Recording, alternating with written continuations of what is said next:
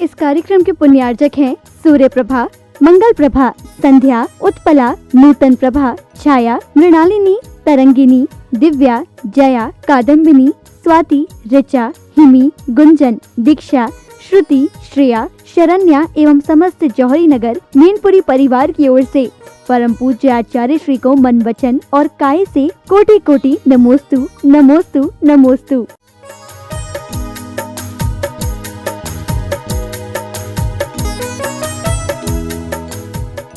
ओम नमः सिद्धेभ्यः। ओम नमः सिद्धेभ्यः। अहिंसा परमो धर्म की। आचार्य गुरुवर श्री कुंद कुंद भगवान की। आचार्य गुरुवर श्री ज्ञान सागर मुनि महाराज की।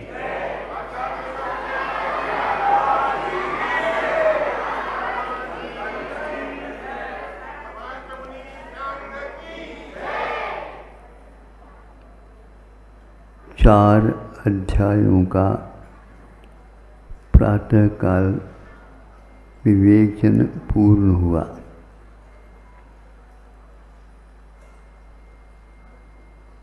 तत्वार्थ सूत्र एक ऐसा ग्रंथ है, सूत्र के रूप में है, किंतु अनंत अर्थ गब्बुट धातु। सूत्र की परिभाषा अनंत अर्थ जिसमें गर्भित है उसका नाम सूत्र कहा जाता है। सबसे छोटा सूत्र नानो है। हाँ, आने वाला तो है, लेकिन नानो छोटा सूत्र है, दो ही जिसमें अक्षर हैं। न अनो, अनु में प्रदेश नहीं है। ऐसे इसकी खोलना चाहे तो इतना खुलता चला जाता है, अनंत अर्थ भी उसमें समाहित हो जाता। आज हम भले ही उसको नहीं समझ रहे हैं, किंतु सूत्र का लक्षण तो यही है। परे प्रविचारः एक सूत्र आया है। प्रविचार का अर्थ आचार्यों ने किया है दुख प्रतिकार प्रविचार है, सुख नहीं। आप लोग इंद्रिय और अनिंद्रिय विषयों का नाम सुख कहते हैं, किंतु वो सुख नहीं, आकुलता का प्रतिकार करना। यह मान लो पकवान भी आप लेते हैं तो वो पके हुए तो है, इसलिए पकवान तो कह दो, लेकिन मीठे हैं, सुख है, शांति उसमें मिलती है, ये गलत धारणा है, क्योंकि वह भी एक प्रकार से प्रविचार है।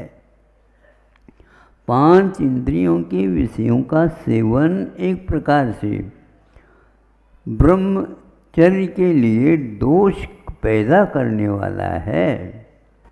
मुख्य रूप से उसमें स्पर्शनेन्द्रिय गिना जाता है, लेकिन वस्तुतः आकुलता का निवारण करना चाहते हैं, इसलिए इसका नाम प्रविचार है। मतलब स्वर्गों में भी इसकी आकुलता होती है। इस आकुलता को दूर करने का पुरुषार्थ जो होता है उसका नाम प्रविचार है।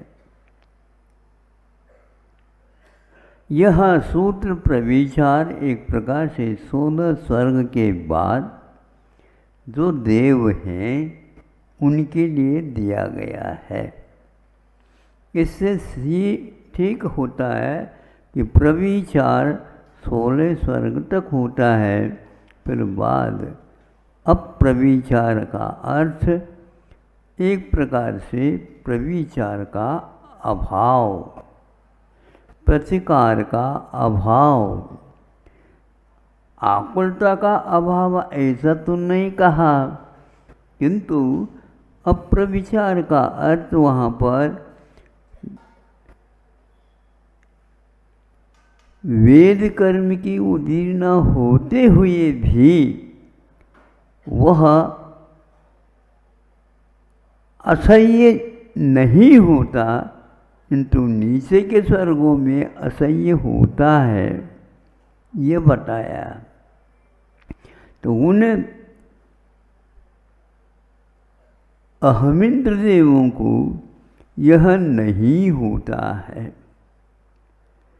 लेकिन ये भी ध्यान रखें, इसके के नीचे के स्वर्गों में भी वह प्रविचार, कहीं काय प्रविचार कहा, कहीं रूप प्रविचार कहा, कहीं शब्द प्रविचार कहा, इस कहीं स्पर्श वहाँ प्रविचार कहा। इस ढंग से प्रविचार को भिन्न भिन्न शब्दों के माध्यम से उन्होंने उसके अनुपात जिनको बोलना चाहिए वह बताया। मन में भी प्रविचार होता है, ये बहुत सूक्ष्म विषय है। वचन में काय में तो स्थूल सुनने में आ जाता है, किंतु मन में भी प्रविचार होता है। नहीं, मनसा प्रविचार है, मन प्रविचार, कि मन के द्वारा भी प्रविचार होता है। इसको ज्ञानार्णव कारणे प्रथमे जायते चिंता, द्वितीये दृष्टुम इच्छति। प्रथम समय में सर्वप्रथम चिंता की उत्पत्ति हो जाना, यह अर्थ किया है। ये चिंता आकुलता का प्रतीक है, मन में भी उत्पन्न होता है। तो मन में उत्पन्न नहीं होता है तो क्यों नहीं होता है? तो उसके लिए विशेष कारण बताए कि परम शुक्ल लेशा जिनको होती है, उसमें उन्होंने एक घटित बात कही है कि यहाँ अनुदेश में परम शुक्ल लेशा है, तो ऊपर के अपराजित 5 जो हैं सर्वासिद्धि तक, उनमें भी सर्वोत्कृष्ट एक प्रकार से शुक्ल लेशा होती है। किंतु एक बात और सोचने से आता है, आज ही सोचने से थोड़ा सा रख देना चाहता हूँ आपके सामने, ताकि आगे इसका चिंतन इस दिशा में होता चला जाए। आग्रह नहीं, फिर भी विषय वस्तु तो यहाँ पर है। अब प्रविचार का प्रसंग 16 स्वर्ग में भी नीचे आ सकता है, आता है। ये इसका विषय है मुख्य। इतना अवश्य है कि 16 स्वर्ग तक एक प्रकार से स्त्रियों का संबंध रहता है। इसके ऊपर महिलाओं का विकास नहीं होता, इसलिए 16 स्वर्ग के ऊपर वो नहीं जा सकते। मुनि जो बनेगा वही उन ऊपर के अहमिंद्र देवों में उत्पन्न होगा। उसके लिए उन्होंने एक प्रकार से प्रविचार का अभाव बताया, किंतु नीचे के स्वर्ग में भी प्रविचार का अभाव है। वह है ऋषि होता है। कौन? लोकांतिक देव। और वह लोकांतिक जो होता है नियम से 16 स्वर्ग तो ऊपर तो नहीं जाएगा कि हम ब्रह्मोले लोकांत का, हाँ, ब्रह्म लोका लोकांतिका।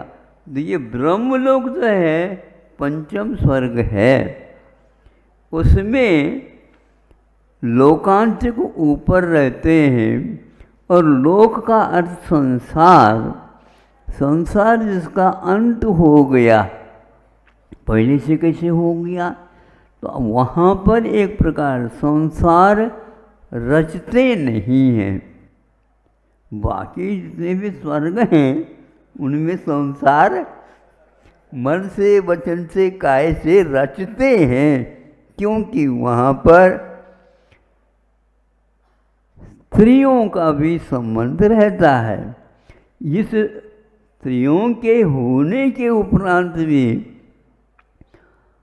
ब्रह्मलोक में स्त्रियां हैं, देवियां हैं, किंतु ब्रह्मलोक जो ऊपर भाग है उसमें लोकांतिक रहते हैं, जो लाखों की संख्या में हैं, उनका एक ही मात्र भव रह गया है।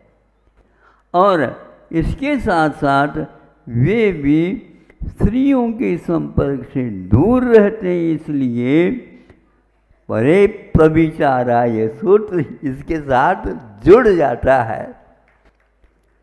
और जितने आप चिंतन करो उतना इसमें से नवनीत निकलता चला जाता है। और इनके लिए शुक्ल लेशा से युक्त भी बताया, जबकि वहाँ पर पद्मलेशा भी होती है, किंतु नीचे होती होगी, किंतु एकदम ऊपर में वह नहीं रहती है। इससे भी स्पष्ट होता है कि वे ऋषि कहलाते हैं। ऋषि का अर्थ एक प्रकार से कोई परिवार नहीं।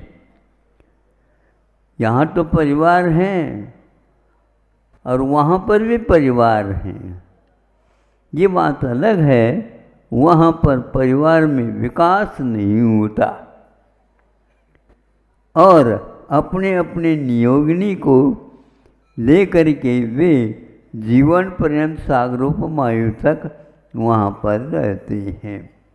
ये परिवार वालों के साथ रह करके भी लोकांतिक देव एक प्रकार से ब्रह्मचारी रहते हैं। वे रंगीन वस्तुओं से भी दूर रहते हैं। रंगीन का मतलब बोलो, हाँ। और कुछ ब्रह्मचारी जो है ना, धोती तो पहनते हैं और आप भी लोग धोती पहनते हो, लेकिन उन धोतियों में भी किनारा तो रह ही जाता है। क्या बोलते किनारा है ना, हाँ। तो वो किनारा क्या है, उसके बिना तो ब्रह्मचर्य जैसा लगने लग जाता। और किनारा रहेगा तो पक्का है वह परिवार बसाने वाला है, ऐसा लगता है क्या नहीं? गलत तो नहीं कह रहा हूँ। तो देखता हूँ तो लगता है उन किनारों में अब धीरे धीरे किनारे जो है ना बढ़ रहे हैं। जैसे महिलाओं में भी किनारा, साड़ी के जो किनारा है वो बढ़ते बढ़ते लगता है बनारसी साड़ी वगैरह में, किंतु पुरुषों में भी वह धीरे धीरे हथकरघा के भले ही हो, लेकिन उसमें भी किनारा आ गया है। हाँ हाँ, बढ़ रहा है, धीरे धीरे बढ़ता जा रहा है। और कहीं कहीं पर इतना बढ़ गया, इतना बढ़ गया, लाल लाल रंग जिससे पूरा का पूरा वह यह रंगीन स्वर्गों में होते हुए भी पंचम स्वर्ग में लोकांत के देवों में अगम्य, वहाँ पर कोई भी रंग पंचमी नहीं होती। नहीं समझे, वहाँ कभी रंग पंचमी होती नहीं। और कोई भी जाना चाहे तो वहाँ पर अगम्य स्थान माना है।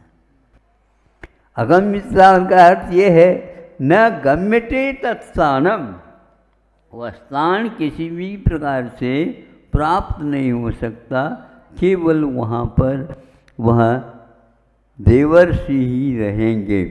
ऋषि क्यों कहा? वे वहाँ पर किसी प्रकार से स्त्रियों के संपर्क से नहीं रहते हैं, इसलिए उनको भी हम अप्रविचार कह दें तो कोई भी अन्योक्ति नहीं है। ये मैं भी कह रहा हूँ, इनका कार्यक्रम बहुत उत्कृष्ट है अन्य देवों की अपेक्षा से। ये पूरे जीवन में मुनि रहते हैं। मुनि होने के उपरांत भी ये अन्य किसी विषय को इष्ट नहीं समझते, केवल राजा राणा छत्रपति के असवार, सवार तो नहीं होते हो लेकिन असवार।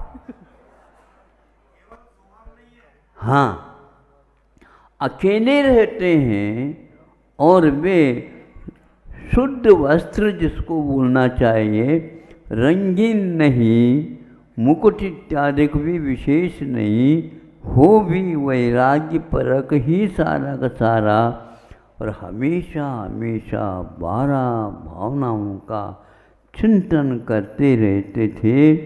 मुख्य रूप से यह स्वाध्याय का एक बहुत बड़ा साधन है। गुरुजी इसको अनुप्रेक्षा को वैराग्य उपावन माई चिंत्यो अनुप्रेक्षा भाई। वैराग्य उपावन माई, वैराग्य को पैदा करने के लिए उपावन, उपावन का अर्थ जो है ना उपवन के भांति है। जैसे उपवन में जाते हैं तो निश्चित रूप से वहाँ पर शांति का अनुभव और वहाँ पर सामय करने में मन लगने लग जाता। ऐसे ये 12 भावनाओं का चिंतन वैराग्य को दृढ़ और उत्कृष्टता की ओर ले जाना वाला है।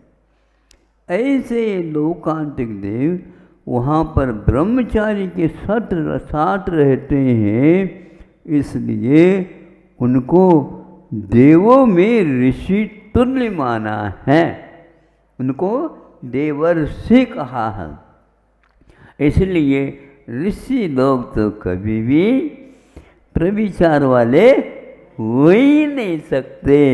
इस प्रकार ऋषि उपाधि केवल लोकांतिकों को ही दिया गया है तत्वार सूत्र में। इस प्रकार यह हमारा लोकांतिकों के लिए भी अप्रविचार कहने में कोई बाधा नहीं।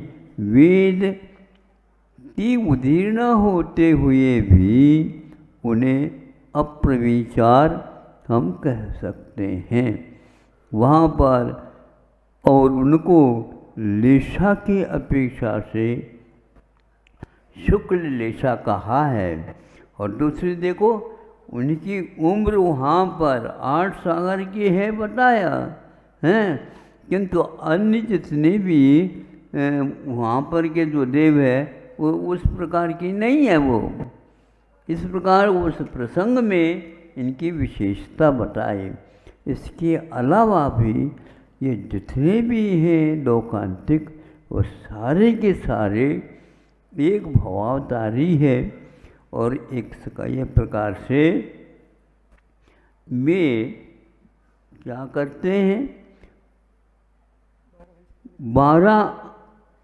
12 अंग और 14 पूर्व, एक प्रकार से वे बादशाह के पाठी होते हैं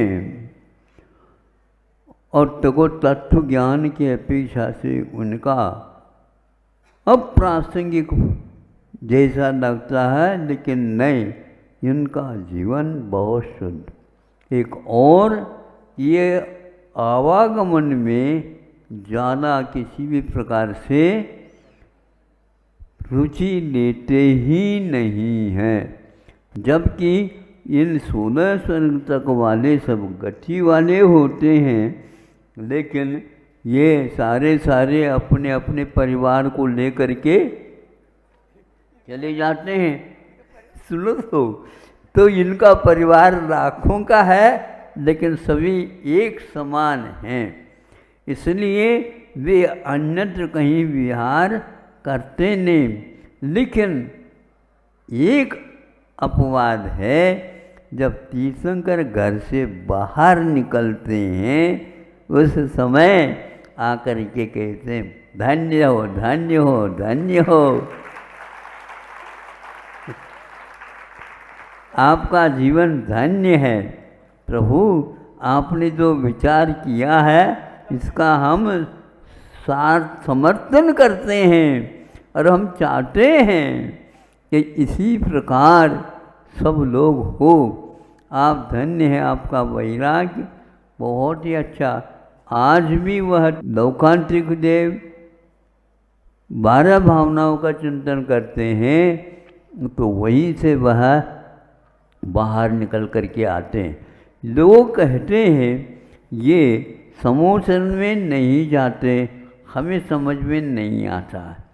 नहीं समझे, जब इतने आ ही गए हैं गृहस्थ आश्रम में, जब तक है घर में हैं, तब तक ये वह भविष्य में तीर्थंकर होने वाले हैं, उनके समर्थन के लिए जब आ गए हैं, वहाँ से गति हो गई है, तो समूह शरण में जाने में कोई बाधा नहीं है, क्योंकि आ सकते हैं, उसमें क्या बात नहीं। ये देवर्षि है, सभी प्रकार के वहाँ पर मुनि महाराज रहते हैं, सुनते हैं समूह शरण में। ये भी देवर्षि पहले भी थे और वर्तमान में देवर्षि है, और आगे भी ये निश्चित एक भाव के बाद ऋषि बनेंगे ही, इसलिए उनको वहाँ पर जाने में कोई बाधा नहीं है, ऐसा भाव है। इतना ही पर्याप्त है। अहिंसा परमो धर्मः। ओम नमः सिद्धेभ्यः, ओम नमः सिद्धेभ्यः, ओम नमः सिद्धेभ्यः। अहिंसा परमो धर्म की आचार्य गुरुवर श्री कुंद कुंद भगवान की, आचार्य गुरुवर श्री ज्ञान सागर मुनि महाराज की,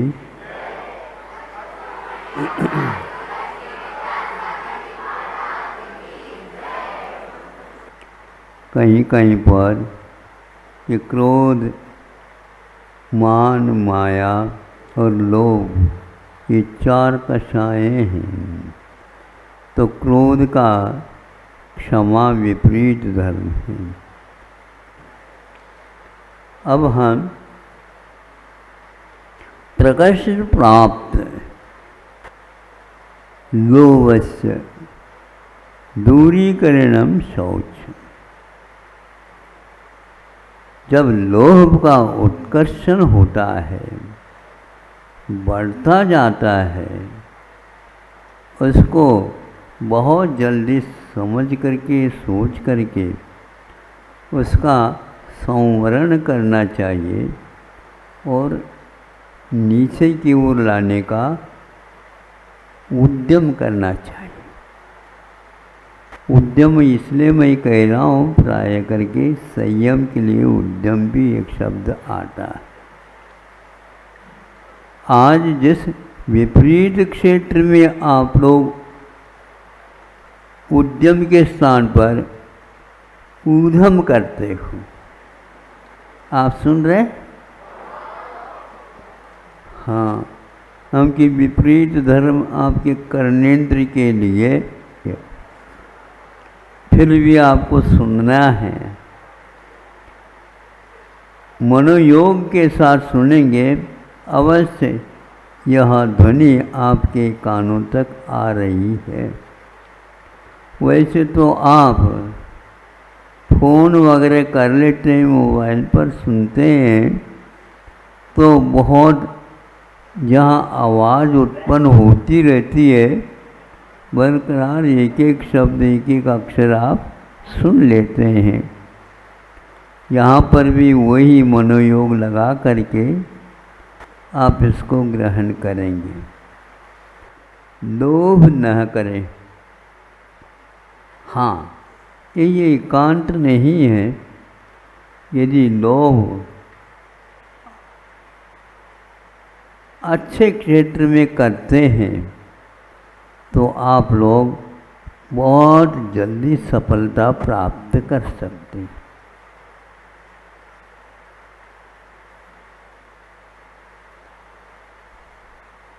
भोजन के लिए बैठ जाते हैं आप, भूख तो कड़ाड़ी लगी हुई है,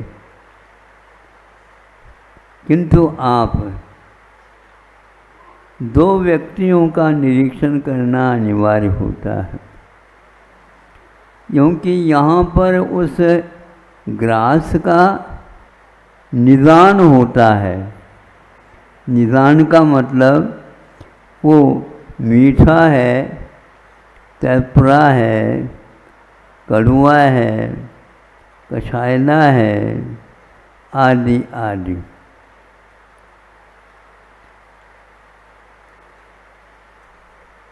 तो आपको इस ओर भी देखना है। फिर इसके उपरांत जब वह ग्रास चरवण के साथ नीचे चला जाता है, वह बढ़ता चला जाता है और ऊपर से जो है आपको अच्छी लग रही है, उसको आप आग्रह के अनुसार, प्रार्थना के अनुसार उसको ले लेते हैं और नीचे वाला आपको कहता है, भैया हमारी ओर भी आप ध्यान दो। आपको मीठे का ज्ञान तो हो गया और मुझे कोई मीठे का ज्ञान नहीं है, कुछ भी दे दो, लेकिन आप कितना लिया है और कितना दिया है नीचे, इसका ख्याल तो रखा करो। नहीं, कोई बात नहीं, एक गोली और ले लूँगा तो ठीक हो जाए।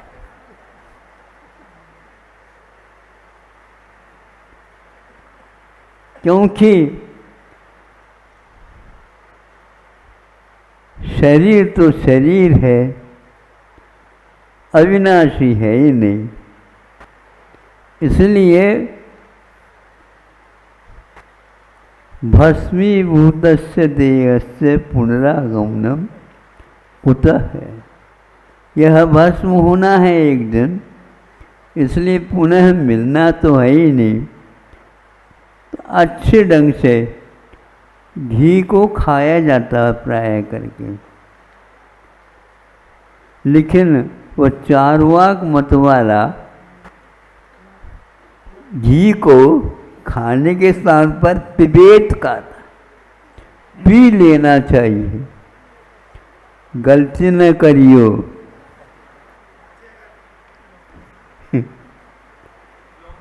पचेगा भी नहीं और बचना भी मुश्किल हो जाएगा, एकदम वह हजम नहीं होगा।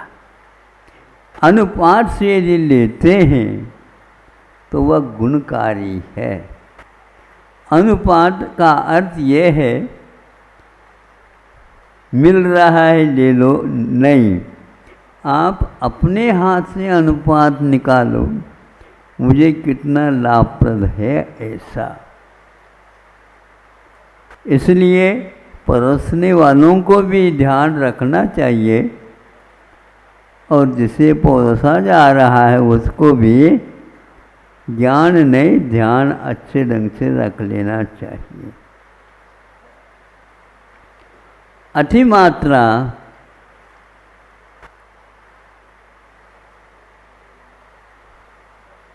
हमेशा हमेशा आपके लिए हानिकारक रहेगा। अति मात्रा से क्या होता है?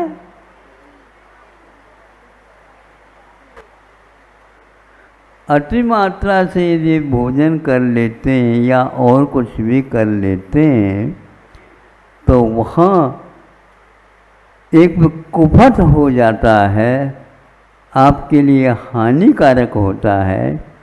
इसलिए मात्रा मासी हो ऐसा कुछ ध्यान में आ रहा है।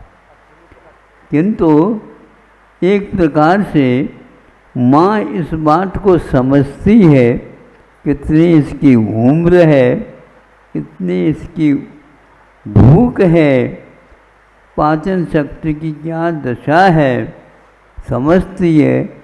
आप भले ही आग्रह कर लो, वह आपके आग्रह को भी घुमा करके आपको दूसरी चीज़ दे देगी, किंतु मात्रा उतनी ही रखती। तो भीतर नीचे वाला पेट कह रहा है कि भैया बंद कर दो, तो आप बंद क्यों कर दें? आप भर गए हो तो दूसरे तरफ से एक मार्ग और खोल दे,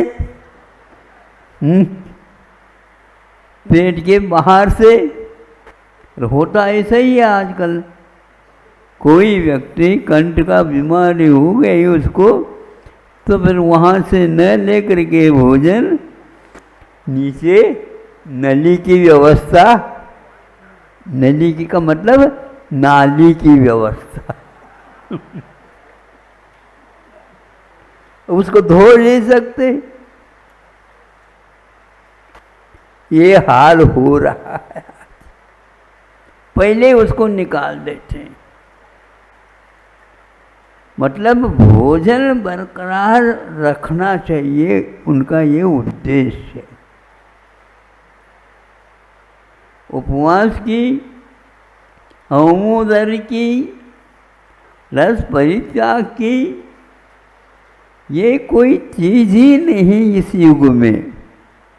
और हमारे आचार संहिता में चाहे श्रावक हो चाहे मुनि हो, दोनों के लिए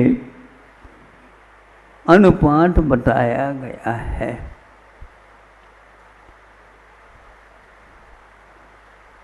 शंकाओं के बारे में उन लोगों ने कहा है,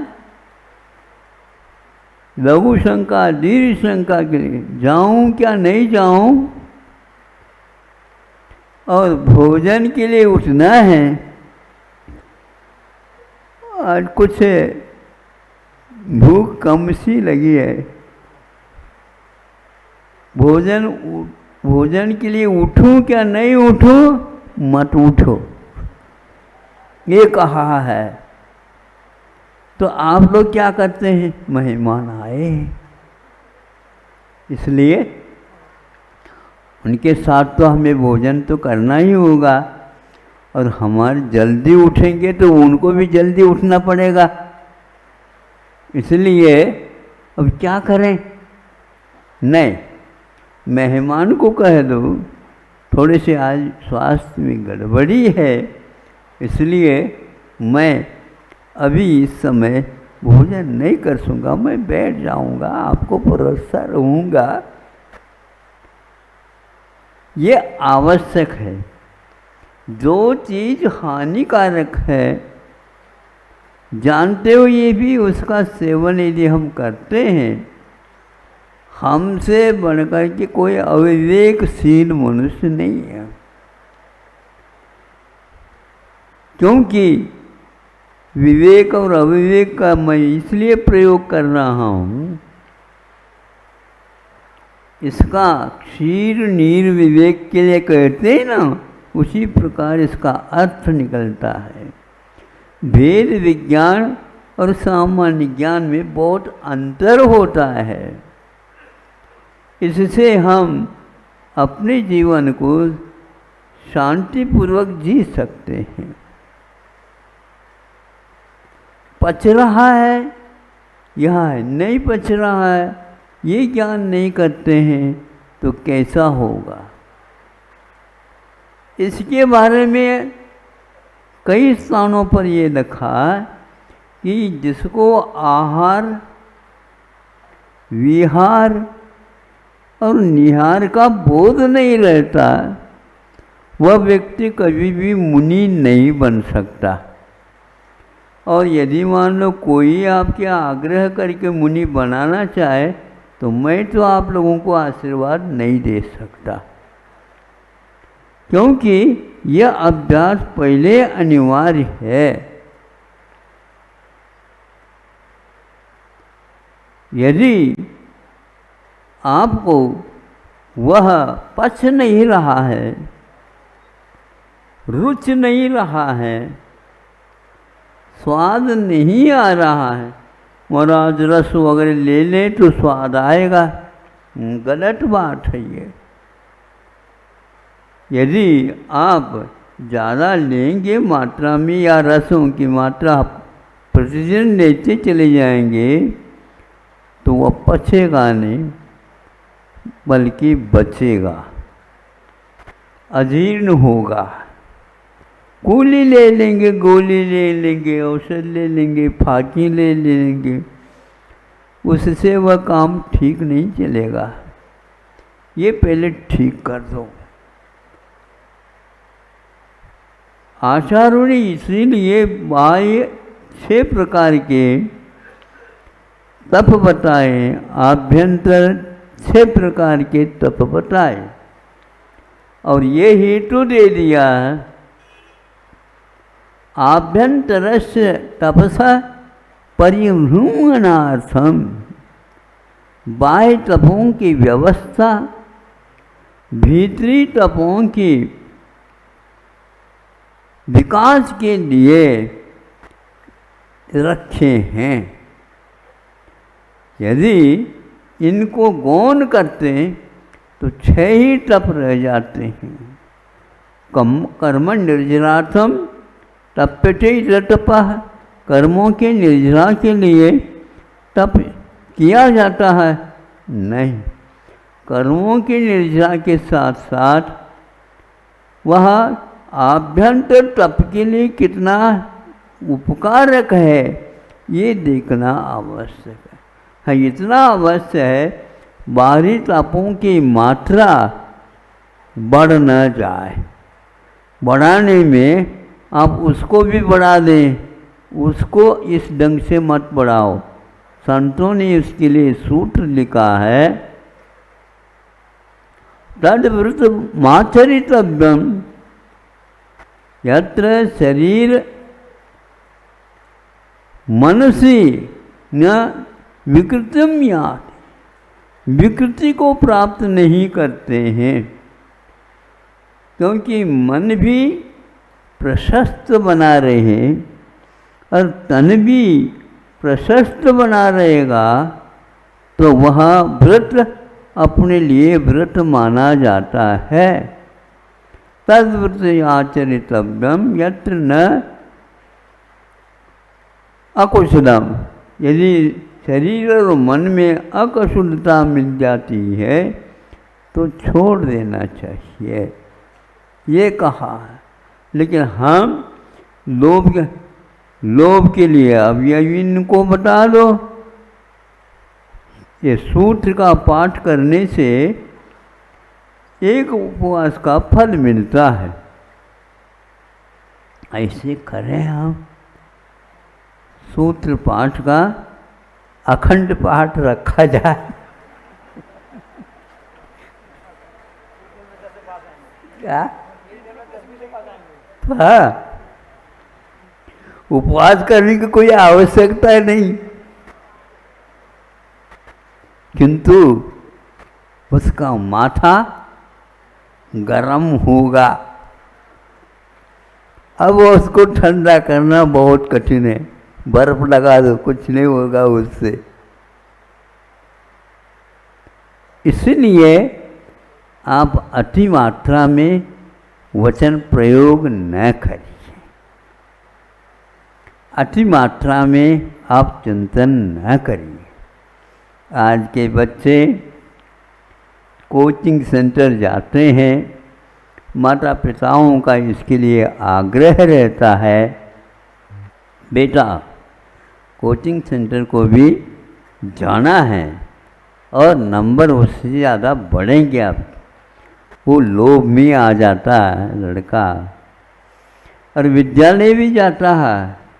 सुनने में आया था, अन्यथा न ले, मैं केवल यहाँ कोई पत्रिका में सुन लेता हूँ तो आपके सामने रख देता हूँ ताकि आप उस ओर भी ध्यान दे सके। तो उसमें यही था कि विद्यालय में जो दिया जाता है विषय, वह कोचिंग सेंटर में नहीं दिया जाता, और कोचिंग सेंटर में जो दिया जाता है वह विद्यालय में मिलता नहीं है। ऐसी स्थिति में दोनों को वह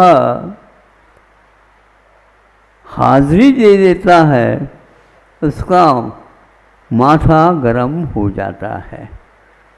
बेटा अमृत धारा लगा लेना बीच बीच में।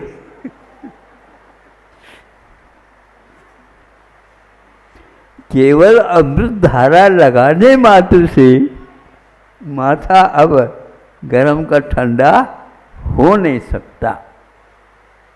इसलिए आप विद्यालय के लिए क्यों भेजते हैं, इसको भी पहले ध्यान में रखो। विद्यालय किसके लिए है? तो बच्चे कहते हैं महाराज विद्यालय में आजकल कुछ मिलता नहीं। क्या नहीं मिलता? हाजिरी तो मिलती है। हाँ, हाजिरी मिलती है, इसके अलावा वहाँ पर कुछ नहीं होता। तो वहाँ पर जा रहे हो, वहाँ से क्या मिलेगा? उनके अनुसार तो आपको प्रश्न पत्रिका मिलेगी नहीं। तो इसीलिए आप एक ही रखो। उन लोगों का कहना था, आग्रह था, या तो विद्यालय रखो या कोचिंग सेंटर रखो। यदि उससे आपका विद्यार्थी बहुत अच्छा होशियार हो जाता है, व्युत्पन्न हो जाता है, तो रखो। लेकिन ये नहीं हो रहा है, इसलिए उन्होंने इसकी आलोचना की है। और 15-15 दिन में उसकी परीक्षा होती है उनके लिए, क्योंकि कोचिंग सेंटर में कितना पैसा लगता है ये आप ही लोग जानते होंगे, और किसी के वश की बात नहीं है। इतने ही नहीं, सुनते हैं कोटा वगैरह में ऐसे आत्महत्या करने वालों के बच्चों की संख्या एक एक साल में 30-35 हो रही है। आप क्या समझ रहे हो? कोई बीमारी आई क्या? नहीं, ये उसकी कृपा है जो आप उसके लिए आग्रह करके भेजें। तो वह पत्र लिखता है, बेटा अपने पिताजी को, सही लिख रहा हूँ, ध्यान से लिख रहा हूँ पिताजी, यह अक्षरशः मानने योग्य है। मैं अभी वहाँ नहीं आ सकता, और यहाँ पर रहूँ तो मैं कितने घुटन के साथ रह रहा हूँ, इसका मैं वर्णन नहीं कर सकता। यहाँ पर इतना संताप ताप हो जाता है कि भोजन भी अच्छा नहीं लगता, क्योंकि भूख ही मर जाती है। ऐसी स्थिति में आप क्या करना चाहते हो? महाराज आशीर्वाद दो, बच्चा बिल्कुल ठीक हो जाए, बहुत होशियार है। भाई होशियार तो है, लेकिन उसके लिए दुगना यदि पाठ्यक्रम रखोगे तो क्या होगा? नहीं होगा कि घी खाने मात्र से पहलवान नहीं बनता, और घी खा लो और देख लो मैं पहलवान बनाए क्या नहीं। पागलपन है ये। धीरे धीरे इसकी कटु आलोचना भी पत्रिका में हो रही है और आकाशवाणी इत्यादि के माध्यम से भी उसका प्रचार प्रसार हो रहा है। इसके अलावा जैसे 9 देवता होते हैं वैसे उन बच्चों के पास मोबाइल आदि की व्यवस्था होने से वो अब क्या करें, मन को बहला दें, उसके लिए कुछ वो गेम वगैरह खेल कूद वगैरह करते हैं। उसमें भी बहुत ही नासमझी हो रही है। आप यहाँ पर बैठे हो, प्रयास करके बच्चों के लिए किसी भी प्रकार से धन अर्जन करके देते रहते हो, एक दिन बच्चा अवश्य पढ़ा लिखा हो करके आएगा। तो वह अब क्या आएगा, कब आएगा, इसका कोई पता नहीं है। इसके बाद में भी एक और है, भारत में की शिक्षा सही शिक्षा नहीं है, विदेश की शिक्षा ही विशेष शिक्षा है। देखो बिल्कुल ठीक है, कौन सी विशेष शिक्षा और कौन सी सामान्य शिक्षा, इसकी तुलना करना बहुत मुश्किल है। इन सब बातों से आप लोग अवगत हैं, लेकिन आप लोगों को लोभ अवश्य सता रहा है। एक दिन आएगा बच्चा और पैकेज के साथ आएगा। हाँ, तो अब आप घूम क्यों गए? हम घूमे नहीं समझे। घूमने वाले बच्चे तो हमारे कंपनी में बहुत आते हैं, किंतु हम उनको भी लौटा देते हैं, उसी प्रकार आपको भी लौटा रहे हैं। आगे मुझे कुछ कहना गलत लगेगा आपको, नहीं आप सही सही बता दो ताकि मैं उसको सुधार सकूं। सुधारना तो ये है कि आप काम करते हैं किंतु आपको अनुभव नहीं है। सुन रहे हो? 2 बार मिल ले, 2 बार कह ले, अच्छा रहता है। जैसे आप लोग मन शुद्धि, वचन शुद्धि, काय शुद्धि 3 बार बोलते हैं तो तब हमें संतोष होता है। उसी प्रकार यह जब सुना, अनुभव नहीं, फिर अनुभव के बिना भी अंक इतने आ सकते हैं क्या? अनुभव के बिना भी, हाँ महाराज यह तो विदेशी अथवा देशी शिक्षा की बात है, किंतु निगाह की बात नहीं है। हमने 3 महीने में देख लिया, आपको कुछ भी नहीं आता। कई व्यक्तियों ने, जो समालोचन करने वालों ने भी यही कहा कि इस प्रकार के बच्चे, उनको हम इंग्लिश में क्या शब्द आता है, डमी। हाँ, इसका अर्थ क्या होता है? अनुभवहीन का नाम डमी है। हाँ, ये 2 नंबर का यूं कह दूँ, यह 1 नंबर का नहीं है। तब उसको लगा इतना मैंने अध्ययन किया, ये अध्ययन नहीं किया, आपने केवल क्या किया? रटा रटंत विद्या,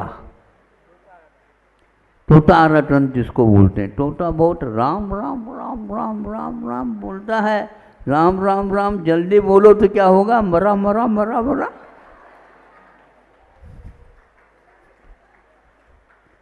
जल्दी बोलना चाहिए, बस जल्दी बोल करके आप इसको पास करना चाहो, उत्तीर्ण करना चाहो तो नहीं होगा। दूसरा, उस स्थान पर एक दूसरे बच्चों को बुलाया, वह बच्चा आया,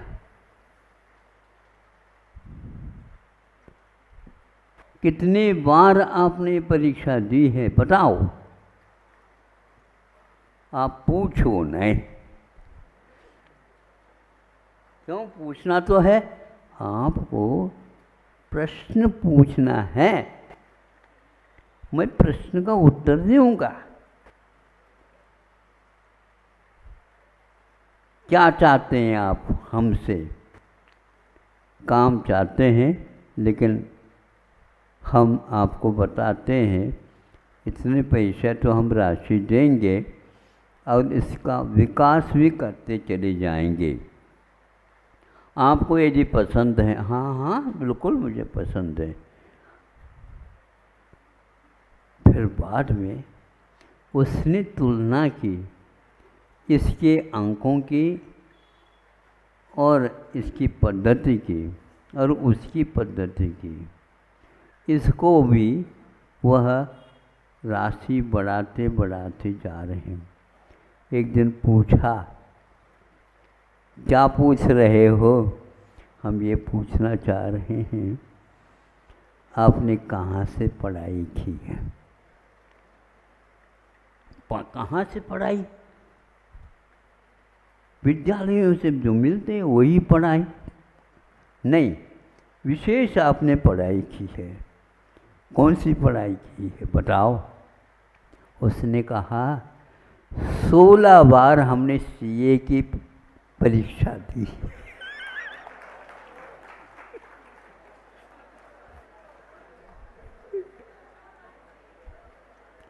आपने सुन लिया वाक्य? कैसा लग रहा बताओ?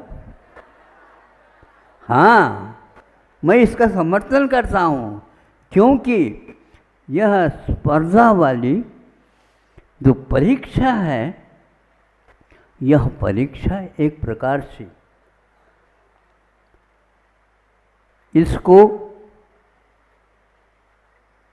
इसको डिग्री नहीं बोलते, इसको डिग्री नहीं बोलते, ये डिप्लोमा है। सीए सुन रहे हो क्या? नहीं? ओ, आप मतलब डिप्लोमा पढ़ करके आए हैं, अब बीकॉम की डिग्री है और हमें 16 बार यह डिग्री तो मुझे मिल गई थी 12वीं में उसी में, किंतु बीकॉम भी करना है। लेकिन 16 साल जब पार किया उस समय ये डिप्लोमा में पास हो गए। आज तक आरक्षण की कृपा प्रत्येक क्षेत्र में हुई है प्रवेश, किंतु सीए के लिए आज तक वह आरक्षण देवता प्रसन्न नहीं हुई।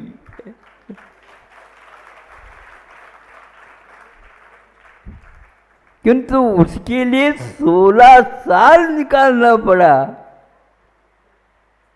फिर भी कम है, उन लोगों ने कहीं सीमा नहीं रखी, अब रख दी वो तो बात अलग है। जब कभी मैं सुनता हूँ तो उसके लिए कहा मरते दम भी आप सीए की परीक्षा दे सकते हो। अभी भी ये है, बिल्कुल पक्का है, क्योंकि इसमें निगाह रखी जाती है यह इस प्रश्न का उत्तर कैसा लिखता है, आपकी प्रस्तुतिकरण कैसी है। जहाँ केवल पढ़ने का जो लोभ करते हो इसको आप छोड़ दो, नकल करने की बात छोड़ दो, कुछ अकल का प्रयोग करने की बात सामने लाओ। हमने बहुत दिन से विद्यालय देखा, इसलिए बहुत होशियार है ऐसा नहीं, हो सियार। हमने जब पढ़ा होशियार, जब थोड़ा सा हम हो को रोक करके पढ़ा, सियार हो गया। इसलिए आप अपने आप को होशियार मत समझो। सामने वाला कहता है अनुभवहीन कोई किसी काम का नहीं है। आत्मविश्वास चाहिए, कर्मठता चाहिए, लगनशीलता चाहिए और कुछ भी नहीं। कई परीक्षाओं में इस प्रकार उत्तर दिया जा रहा है अच्छे समालोचकों के माध्यम से कि भारत के जितने भी इंजीनियर हैं वो 85%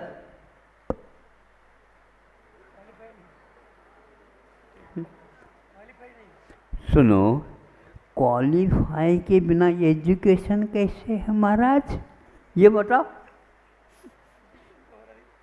मतलब ये कोश में देखने योग्य शब्द है। क्वालिफिकेशन और एजुकेशन, बहुत अंतर, जमीन आसमान का अंतर है। योग्यता ये महत्वपूर्ण है।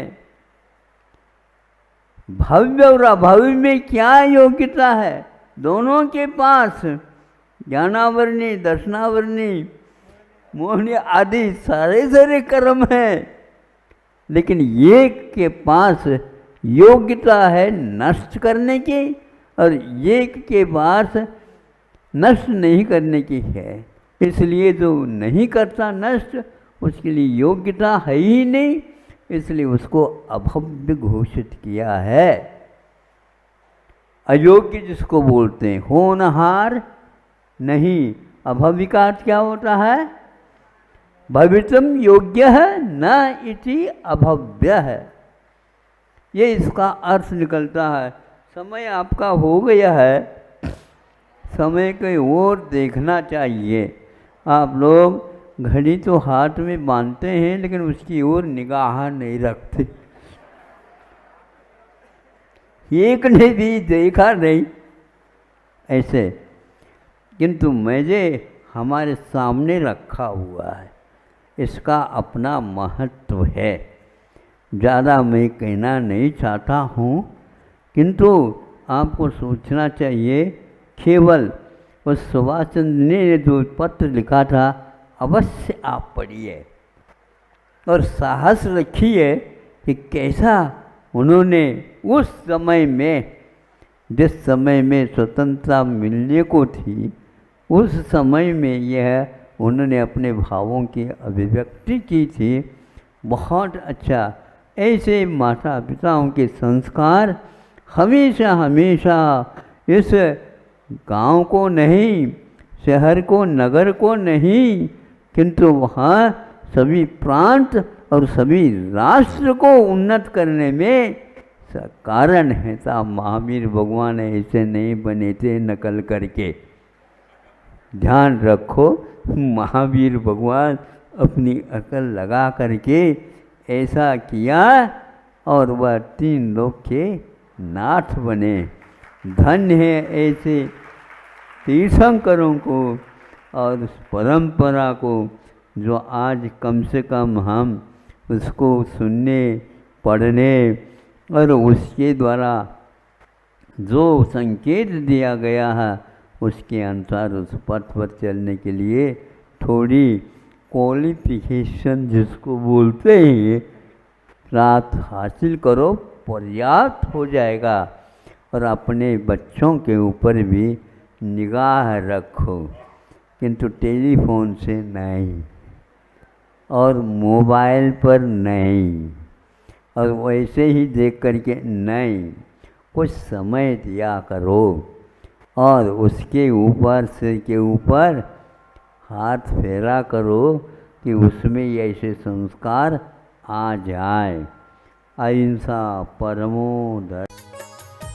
इस कार्यक्रम के पुण्यार्चक थे सूर्य प्रभा, मंगल प्रभा, संध्या, उत्पला, नूतन प्रभा, छाया, मृणालिनी, तरंगिनी, दिव्या, जया, कादम्बिनी, स्वाति, ऋचा, हिमी, गुंजन, दीक्षा, श्रुति, श्रेया, शरण्या एवं समस्त जौहरी नगर मैनपुरी परिवार की ओर से परम पूज्य आचार्य श्री को मन वचन और काय से कोटि कोटि नमोस्तु नमोस्तु नमोस्तु।